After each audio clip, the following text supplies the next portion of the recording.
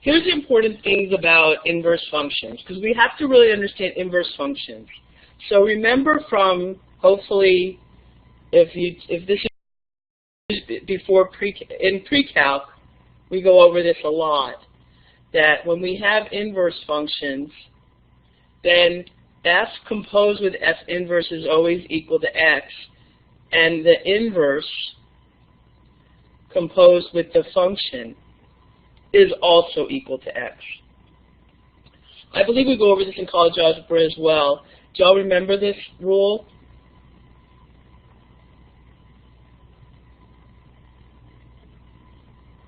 Does anybody remember this rule? Did you take pre-calc? Do you remember it?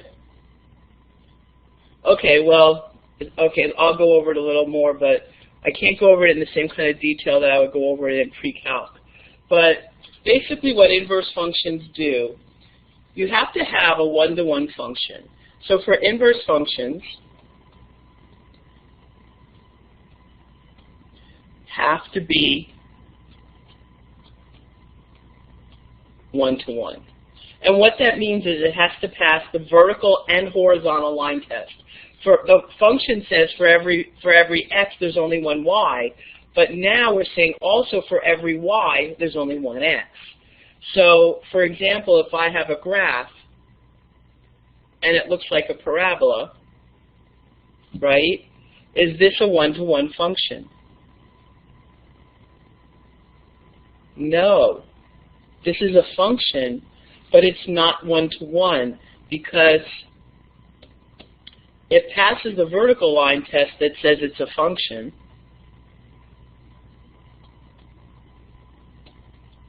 but it doesn't pass the horizontal line test. The horizontal line test says whether or not it's one-to-one. Okay? Does that make sense? So one-to-one means for every y, there's only one x. So for example, let's look at a parabola again. I'll just make it bigger. So here we have a parabola.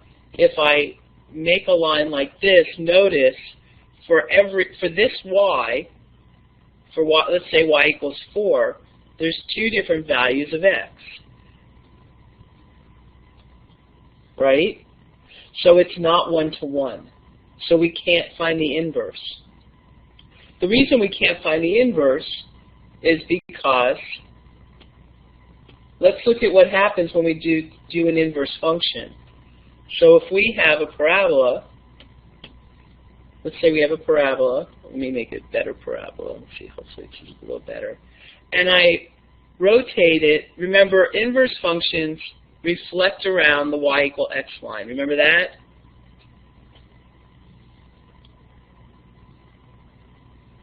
Yay, Jackson, thank you. Thanks, Louise. So inverse functions reflect around y equal x. Well, let's reflect this graph around y equal x. Sorry, that's supposed to actually, so I can move this line here and see if it makes it look better. This.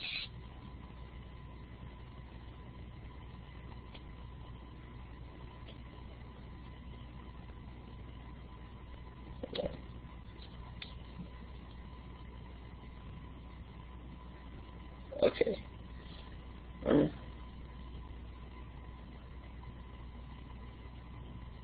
Okay, that's kind of good. Okay, so now we can see that this will reflect around the y equal x line, but it'll do this, won't it?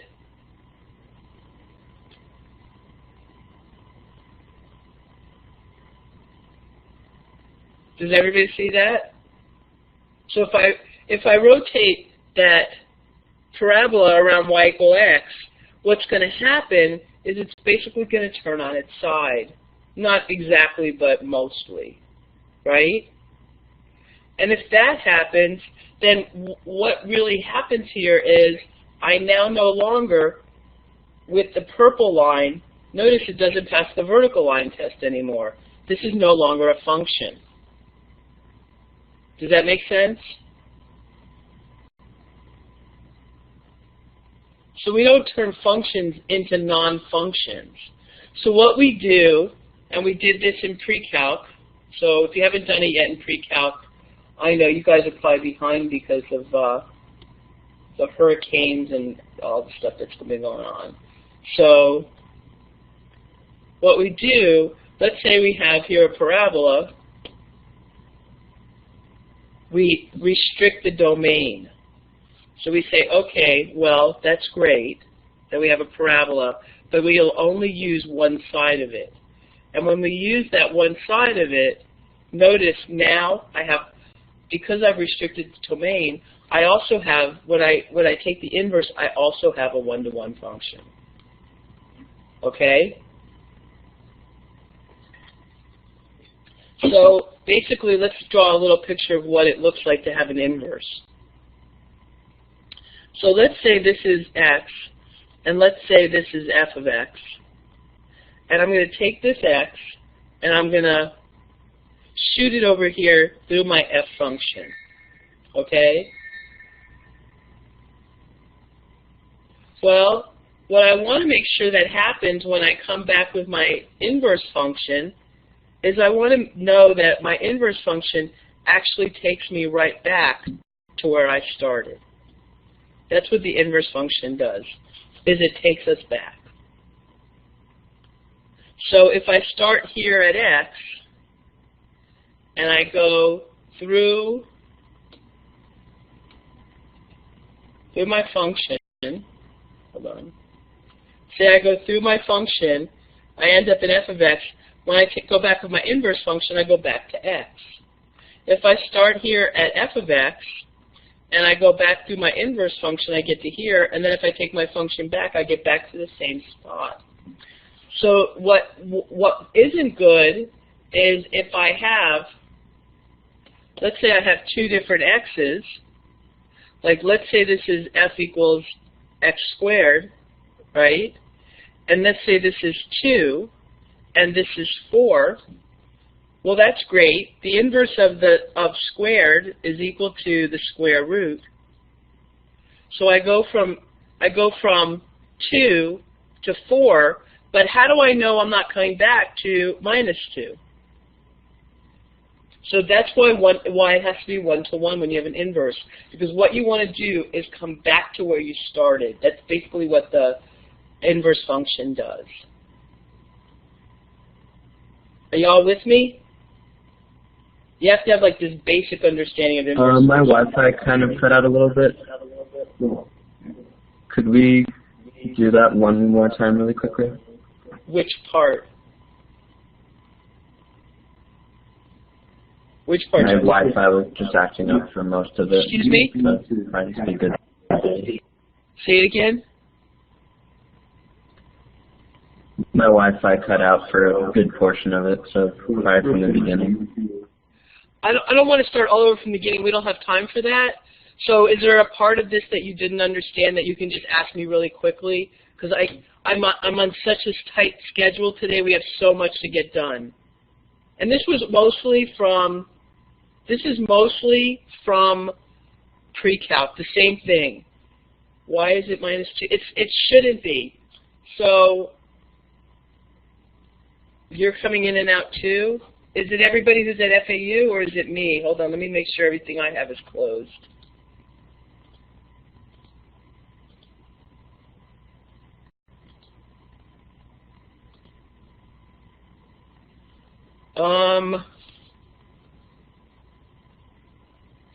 So let me see if I can do this quickly. I don't want to spend a lot of time on things that we go over in pre-calc. So let's see here. So what I'm trying to say is, if I start here, and I go to here, and here's x, and here's f of x, if I do not have a one-to-one function, if I don't have a one-to-one function, let's say I let f of x equal x squared. The inverse of x squared is the square root of x. Okay? So far, so good? So let's say I start here with a 2, and I go over here. Well, x squared would make this 4, right? But if I want to take the square root of 4, how do I know if it's plus or minus 2? It could be either one. That's why when you have a parabola, that's why you have to restrict the domain. Because if you don't, I don't know where I started. The inverse function brings me back to where I started. Does that make sense? So this is no good. It has to be gone. That's why we say, okay, well, let's restrict the domain. Let's make it, hold on,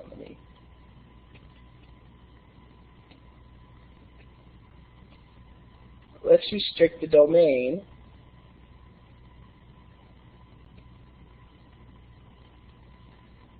And when I restrict the domain, then when I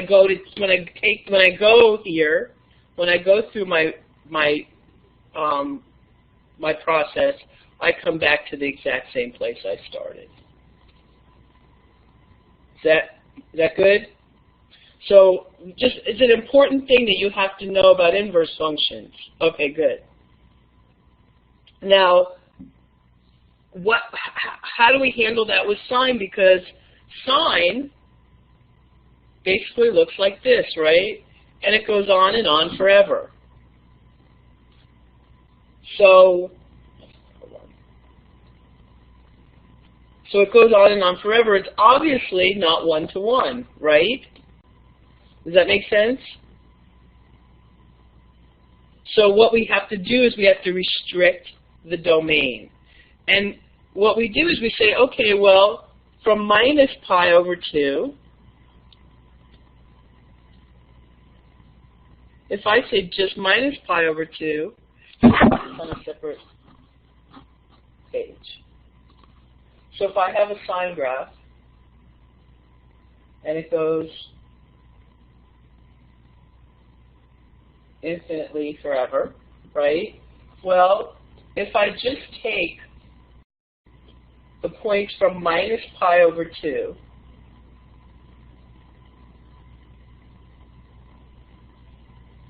to pi over 2,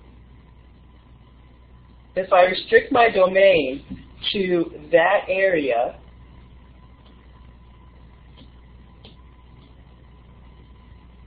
from here to here, and notice what happens.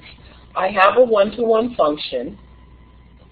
I clearly get every value between 1 and minus 1, and that's it. So I restrict the domain to minus pi over 2 to pi over 2. Okay?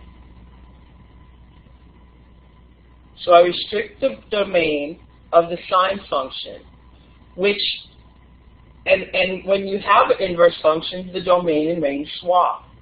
So, which restricts the range of the inverse function. Clear? This part is pretty complicated. I know it is, but it's not that bad once you get it. So here we are, we're restricting the domain of the sine function to minus pi over 2 to pi over 2, which restricts the range from minus pi over 2 to pi over 2. The blue line is the inverse, the graph of the inverse function.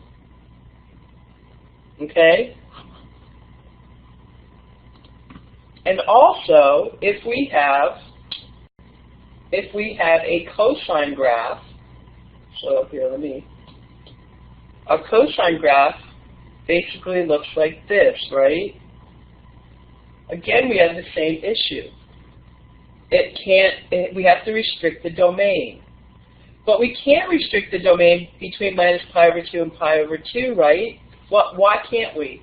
What happens if we restrict the domain from minus pi over 2 to pi over 2?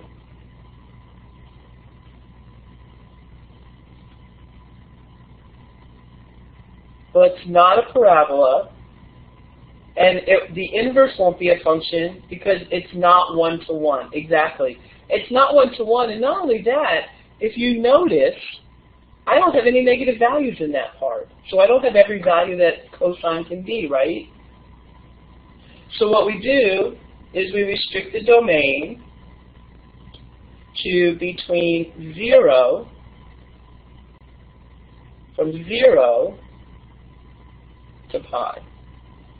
So for cosine, it's 0 to pi. So basically, I think maybe the easiest way to remember it is that sine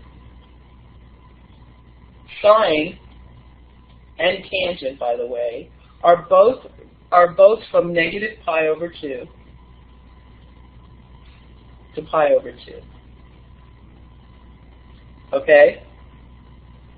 And cosine is in the top part of the circle, and it is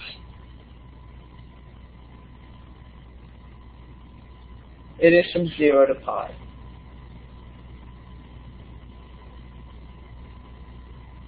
Okay?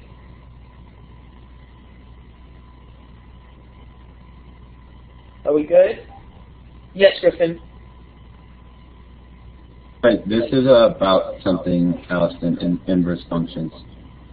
But do you know like some kind of website where I could go and get an example of like a half-angle identity? Because I don't know how to make one up off the top of my head. No, I want you to make one up. We'll look at Alex. Is that what you want, a half-angle identity problem? Well, I mean, sort of. Like, this is like one part of the half-angle identity thing. I just want like a more clear explanation of how to get radicals out of the bottom when the whole thing is an inner radical. But I was looking for an explanation and I couldn't, or an example for like a tangent half-angle or power reduction identity, and I couldn't really find one, so I didn't know if you knew. If you have like maybe.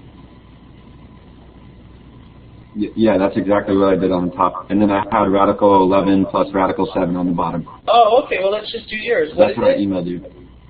All right, it's all under square root, and then the numerator is 1 minus radical 2. And then the denominator is radical 11 plus radical 7. I think probably you did something wrong here because I don't know what kind of problem would give you this answer, but I can tell you how to solve this. But I don't think that. Would you? Excuse me? I said, would you? I would be Please. happy to. I would be happy to. So what you want to do is you want to rationalize the denominator. And if you had this in Alex, you could put it in like this and it would be correct. You wouldn't have to go any further. That's why I'm pretty sure that your answer here is wrong. But what you would do is you would multiply by radical 11 minus radical 7 over, so you use the fact that you use the conjugate. So this becomes a squared minus b squared, right? So if you multiply by the conjugate, then what you have is the square root, and you multiply both things completely. In the denominator, you'll have 11 minus 7.